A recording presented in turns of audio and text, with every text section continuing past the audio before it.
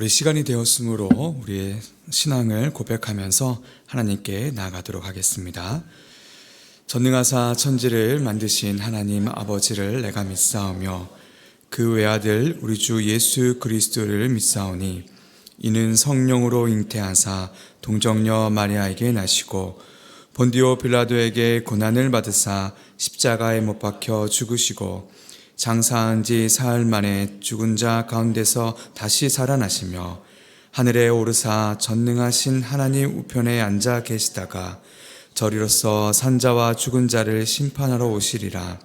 성령을 믿사오며 거룩한 공예와 성도가 서로 교통하는 것과 죄를 사하여 주시는 것과 몸이 다시 사는 것과 영원히 사는 것을 믿사옵나이다. 아멘. 우리 찬송가 315장 함께 찬양하도록 하겠습니다.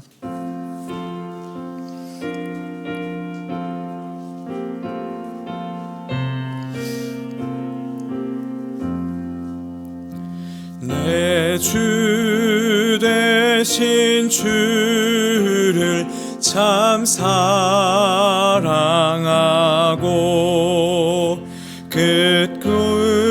그에게 죄를 다 고합니다. 그는 은혜를 주신 내 예수시니 이전보다 더욱 사랑합니다. 주 날 사랑하사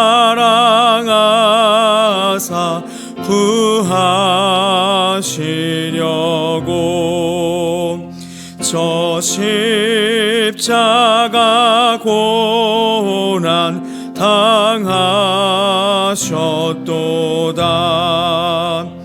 그가 시관 쓰신 내 주 배우니 이전보다 더욱 사랑합니다. 내 평생에 힘쓸 그 큰 의무는 주 예수의 덕을 늘 기리다가 숨질 때에까지 내 할 말씀은 이전보다 더욱 사랑합니다. 그 영광의 나라 나 들어가서 그 풍성한 은혜 늘 감사하리.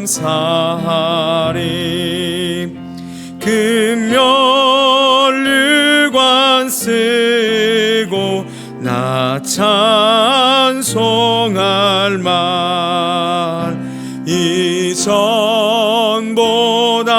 더욱 사랑합니다. 오늘 우리에게 주시는 하나님의 말씀은 마가복음 4장 1절에서 9절까지 말씀입니다. 마가복음 4장 1절에서 9절까지 말씀입니다. 하나님의 말씀을 교독해서 함께 받도록 하겠습니다. 예수께서 다시 바닷가에서 가르치시니 큰 무리가 모여들거늘 예수께서 바다에 떠있는 배에 올라 앉으시고 온 무리는 바닷가 육지에 있더라. 이에 예수께서 여러 가지를 비유로 가르치시니 그 가르치시는 중에 그들에게 이르시되 들으라. 씨를 뿌리는 자가 뿌리러 나가서 뿌릴새 덜어는 길가에 떨어짐에 새들이 와서 먹어버렸고 덜어는 흙이 얕은 돌밭에 떨어짐에 흙이 깊지 아니하므로 곧 싹이 나오나 해가 돋은 후에 타서 뿌리가 없으므로 말랐고 더러는 가시떨기에 떨어짐에 가시가 자라 기운을 막음으로 결실하지 못하였고 더러는 좋은 땅에 떨어짐에 자라 무성하여 결실하였으니 30배나 60배나 100배가 되었느니라 하시고. 함께 읽겠습니다. 또 이르시되 들을 귀 있는 자는 들으라 하시니라. 아멘. 수많은 무리들이 예수님을 계속해서 찾아왔습니다. 유대와 예루살렘과 이두메와 요단강 동편과 심지어 두루와 시돈에서도 예수님의 소식을 듣고 찾아왔죠. 이들은 예수님과의 인격적 만남을 기대하고 소망하기보다는 자신의 병을 고치는 데 목적이 있었습니다. 예수님께서는 수많은 군중들을 택하시지 않으시고 또 예수님과 함께 인격적 만남을 이루고 있는 자들을 별도로 택하셔서 12명의 제자를 세우셨습니다. 이후에 예수님과 가까웠던 사람들도 찾아오게 되죠. 그러나 이들은 예수님이 미쳤다라고 생각을 했고 예수님의 일을 회방하기 위해서 찾아온 것이었습니다. 또 예루살렘에서 온 서기관들도 있었는데 이들은 한술 더 떠서 예수님께서 귀신의 왕 바알세울의 힘을 입어 일을 행한다고 말했습니다. 이들 모두는 예수님의 능력을 똑같이 보고 경험했습니다. 예수님의 능력을 부정하지 않았습니다. 병을 고치고 귀신을 내쫓는 것도 부정하지 않았고 믿었습니다. 그러나 이들은 예수님을 향한 바른 믿음이 아니라 거짓 믿음을 갖고 있었죠. 두 가지를 질문해 보고 싶습니다. 왜 이들은 같은 능력을 경험했음에도 거짓 믿음을 가진 자들이 되었을까라는 질문입니다. 다시 말해 왜 예수님 안에 있는 자들이 아니라 예수님 밖에 있는 자들이 되었을까라는 질문인 것이죠. 하나님께서는 이 질문에 대해서 마가를 통해 우리에게 답을 주십니다. 본문 4장이 의도하는 바가 명확하다는 것이죠. 마가는 예수님께서 하나님 나라의 비밀을 말씀해 주신 씨를 뿌리는 자의 비유를 기록하고 있습니다. 마가복음 4장 10절과 20절 말씀을 보면 이 씨 뿌리는 비유에 대한 해설을 예수님께서 제자들에게 해줍니다. 본문의 씨는 말씀을 의미합니다. 전도자에 의해서 말씀이 사람의 마음판에 뿌려지죠. 어떤 씨는 길가와 같은 사람의 마음에 뿌려집니다. 그런데 뿌려지자마자 사탄이 그 말씀을 빼앗아 가버립니다. 쉽게 말해 한쪽 귀로 듣고 한쪽 귀로 흘려 보냈다라는 것이죠. 그래서 말씀이 금세 사라져서 뿌리를 내리지 못합니다. 또 어떤 씨는 돌밭에 뿌려집니다. 돌밭과 같은 사람은 말씀을 들었을 때 기쁨이 있었으나 돌 때문에 말씀이 깊게 뿌리 내리지 못합니다. 그래서 환난이나 박해가 일어났을 때 넘어져 버리는 것이죠. 결국 말씀은 자라나지 못하고 사라져 버립니다. 또 어떤 씨는 가시떨기에 뿌려집니다. 가시떨기와 같은 사람들은 말씀을 듣기는 하지만 세상의 염려와 재물에 대한 걱정과 유혹과 욕심으로 그 말씀을 스스로 막아버립니다. 결국 마찬가지로 말씀은 자라나지 못하고 사라져 버리죠. 이제 마지막으로 씨가 좋은 땅에 뿌려집니다. 좋은 땅과 같은 사람은 말씀이 깊게 뿌리를 내립니다. 그래서 사탄이 훔쳐가지도 못하고 환난이나 박해가 일어날 때에도 흔들리지 않고 모든 염려를 하나님께 맡기게 됩니다. 결국 말씀은 매일매일 자라나고 몇백 배의 결실을 맺게 되는 것이죠. 사실 이 씨 뿌리는 자의 비유는 우리 모두가 너무나도 많이 들었고 잘 알고 있는 메시지입니다. 그런데 아쉬운 점은 이 비유를 해석하고 적용하는데 조금 어렵고 또 실수하는 부분이 있다라는 것이죠. 우리는 이 비유를 들을 때 나의 마음판이 좋은 땅이 되기를 기도합니다. 말씀 묵상을 제대로 하지 않는 자신이 길가라고 생각할 때도 있고 환난이나 박해가 왔을 때 하나님을 향한 불만이 생길 때 내가 돌밭이라고 생각하고 세상의 염려와 재물에 대한 염려로 고민하게 될 때 가시떨기와 같은 자가 아닌지를 돌아보게 된다는 것이죠. 그런데 오늘 본문의 핵심은 이러한 점을 말씀하시는 것이 아닙니다. 본문의 문맥은 예수님 안에 있는 자 그리고 예수님 밖에 있는 자에 대한 하나님 나라에 대한 비밀에 대해서 설명하는 말씀입니다. 4장 11절 12절에 마가는 이사야 말씀을 적용해서 이렇게 기록하고 있습니다. 이르시되 하나님 나라의 비밀을 너희에게는 주었으나 외인에게는 모든 것을 비유로 하나니 이는 그들로 보기는 보아도 알지 못하며 듣기는 들어도 깨닫지 못하여 하여 돌이켜 죄사함을 얻지 못하게 하려 함이라 하시고. 사랑하는 성도 여러분, 계속해서 나눴지만 하나님 나라에 속한 자는 사람의 의지나 능력으로 결정되지 않습니다. 하나님 나라의 복음을 깨닫고 받아들이는 것은 하나님으로부터 주어지는 은혜이며 사람의 능력과 뜻과는 아무런 관계가 없는, 그것을 넘어서는 일이라는 것이죠.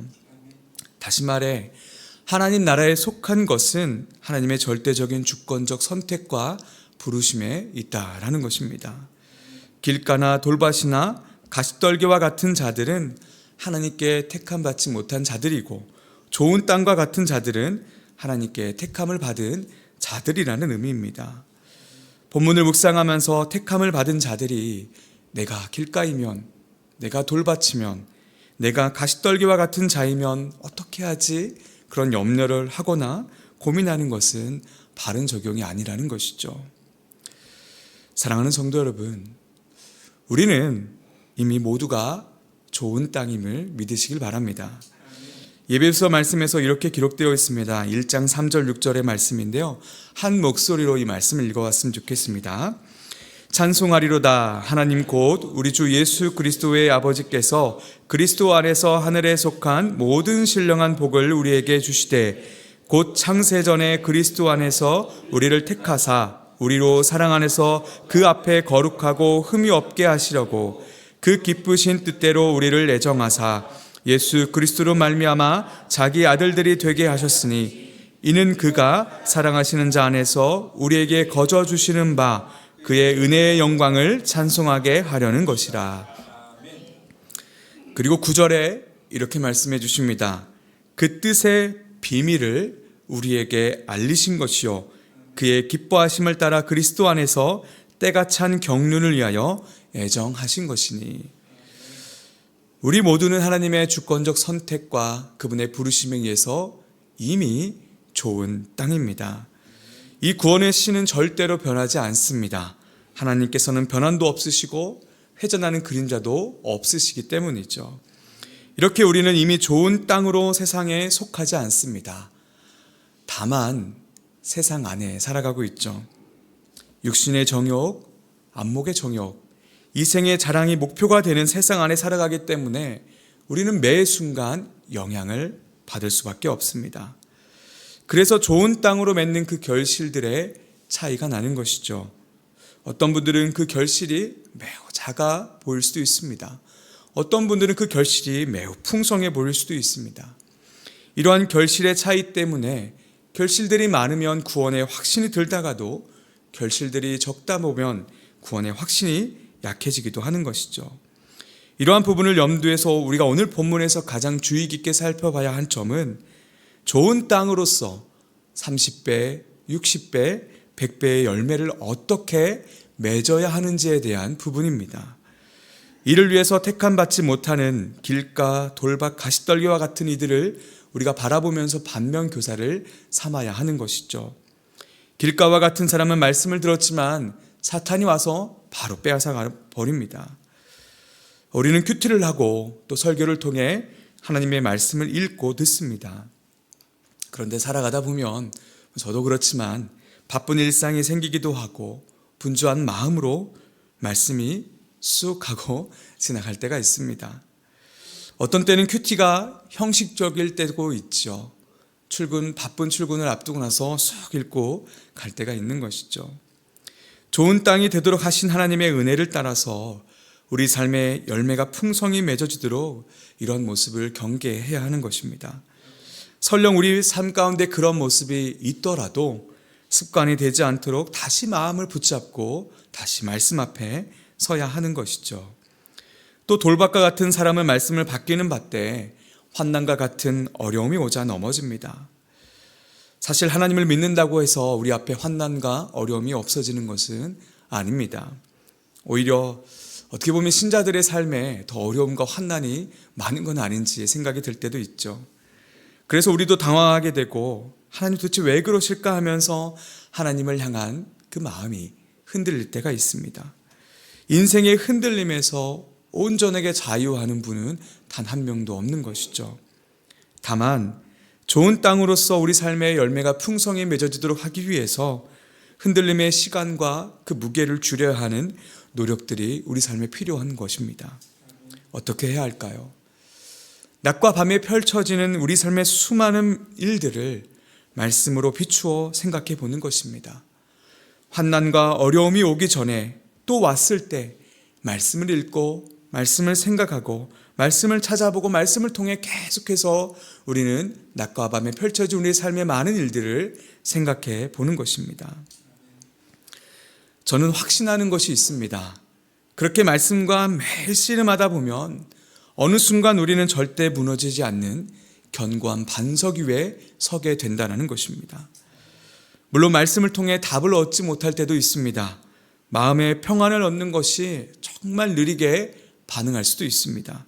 그럼에도 계속 말씀과 씨름할 때 우리는 절대 무너지지 않는 견고한 반석 위에 서게 된다는 것이죠. 그렇게 우리는 좋은 땅으로 풍성한 열매를 맺을 수 있게 됩니다. 마지막으로 가시떨기와 같은 사람은 세상의 염려와 재물 유혹으로 결실을 맺지 못합니다. 좋은 땅인 우리들도 세상 안에 살아가고 있기 때문에 수많은 염려들이 있습니다. 물질의 어려움도 있습니다. 여러 유혹이 계속해서 따라옵니다. 그래서 좋은 땅으로 결실이 풍성하게 맺어지지 못할 때가 있습니다. 어떻게 하면 이 염려와 물질에 대한 염려와 또 유혹과 같은 것을 이겨낼 수 있을까요? 말씀을 준비하면서 예수님이 40일 동안 금식을 하며 광야에서 시험 받으신 일이 떠올랐습니다. 사탄이 금식하고 있는 예수님에게 먹는 것에 대한 염려를 이야기합니다. 그러면서 돌들을 떡덩이로 바꾸라고 말씀하시죠. 그때 예수님께서 신명기 8장 3절을 인용하시면서 사람이 떡으로만 살 것이 아니라 하나님의 입으로부터 나오는 모든 말씀으로 살 것이라 말씀해 주셨습니다. 또 사탄이 성전 꼭대기로 예수님을 데리고 갑니다. 뛰어내리라, 천사들이 너를 받들게 하라고 유혹하죠. 이 유혹에도 예수님은 또 신명기 6장 16절의 말씀으로 주 너의 하나님을 시험하지 말라 라고 말씀으로 대적하십니다. 마지막으로 사탄은 예수님을 높은 산으로 데려가 천하 만국을 보이며 자신에게 경배하면 이 모든 것을 다 주겠다라고 말합니다. 이 유혹에도 예수님은 신명기 6장 13절의 말씀을 인용하시죠. 주 너의 하나님께 경배하고 다만 그를 섬기라. 우리 앞에 놓여진 먹고 사는 문제, 수많은 염려, 수많은 유혹을 이길 수 있는 비결은 오직 말씀에 있습니다. 예수님께서 말씀으로 분별하시고 이기신 것처럼 우리도 예수님의 길을 그렇게 따라가야 됩니다. 염려를 해결하면 다 끝난 줄 알았지만 또 다른 염려가 찾아옵니다. 물질의 어려움을 극복한 것 같지만 상대적인 빈곤감 속에 또 허탈함을 느끼는 것이죠. 하나의 유혹을 이긴 것 같지만 유혹은 시시때때로 우는 사자와 같이 우리를 덮치고 있습니다. 염려와 물질과 유혹과 같은 세상이 주는 그 모든 것들을 이길 수 있는 비결은 세상에 있지 않다라는 것이죠.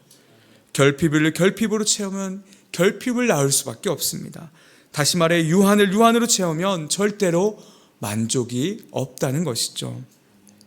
그래서 예수님처럼 말씀을 붙잡아야 합니다. 말씀의 저자는 하나님이십니다. 그래서 말씀은 우리에게 무한을 볼 수 있는 눈과 귀를 허락해 주십니다. 말씀을 의지할 때 비로소 세상이 가진 유한이 갖고 있는 그 결핍이 해결될 수 있습니다. 이제 말씀을 정리하겠습니다. 오늘 본문은 하나님 나라의 비밀에 대해서 말씀해 주고 있습니다. 그 비밀은 예수님 안에 있는 자와 예수님 밖에 있는 자가 있다라는 것입니다. 예수님 밖에 있는 자는 아무리 말씀을 듣고 들어도 그 말씀이 뿌리내리지 못합니다. 그러나 예수님 안에 있는 자는 말씀을 듣고 30배, 60배, 100배의 결실을 맺게 되는 것이죠. 사랑하는 성도 여러분, 우리 모두는 이미 좋은 땅일 줄 믿으시길 바랍니다. 이제 우리가 고민하고 생각해야 하는 것은 좋은 땅으로 얼마나 많은 결실들을 맺어야 하는지에 대한 부분이죠. 하나님의 사랑에 대한 그 풍성한 열매를 맺는 방법은 늘 말씀을 생각하고 내 인생의 낮과 밤에 펼쳐진 그 수많은 일들을 말씀으로 생각하고 말씀으로 내 결핍을 채워나가는 것입니다. 여호와의 말씀은 순결하고 흑도가니에 7번 단련한 은과 같다라고 말씀하시죠. 하나님의 말씀은 완전하고 순수해서 우리의 견고한 방패가 되어주신다라고 말씀해 주십니다. 이미 좋은 땅인 우리가 그렇게 말씀을 의지하면서 풍성한 열매를 맺어가는 우리 다음교회 식구들 되기를 간절히 소망합니다. 이 시간 기도하길 원합니다. 첫 번째로는 이미 좋은 땅으로 우리를 만들어주시고 말씀을 심어주신 하나님께 감사를 드리고 그 은혜를 누리는 삶이 되게 하여 주시옵소서. 두 번째로는 이미 좋은 땅으로 말씀 안에 살아가고 말씀을 통하여 30배, 60배, 100배의 결실을 맺는 우리가 되게 하여 주시옵소서. 또 이번에 소년부를 기도했으면 좋겠습니다. 주 안에서 말씀으로 하나 되는 소년부가 되게 하여 주시옵소서. 특별히 돌아오는 주일부터 겨울 성경학교가 진행됩니다. 아이들이 성경적 세계관을 가지고 건강하게 바른 신앙 안에 자라날 수 있도록 그런 계기가 될 수 있도록 우리 소년부 성경학교를 위해서도 함께 기도해 주시면 감사하겠습니다. 함께 기도하도록 하겠습니다. 하나님 감사합니다. 하나님의 주권적 선택과 부르심 그 은혜로 말미암아 이미 우리가 좋은 땅이 되었음을 고백합니다. 하나님 감사드립니다. 우리의 그 어떤 것도 보지 않으시고 그 존재 자체를 바라봐 주셔서 좋은 땅으로 이미 삼아 주시고 그렇게 살아갈 수 있도록 인도해 주시니 감사.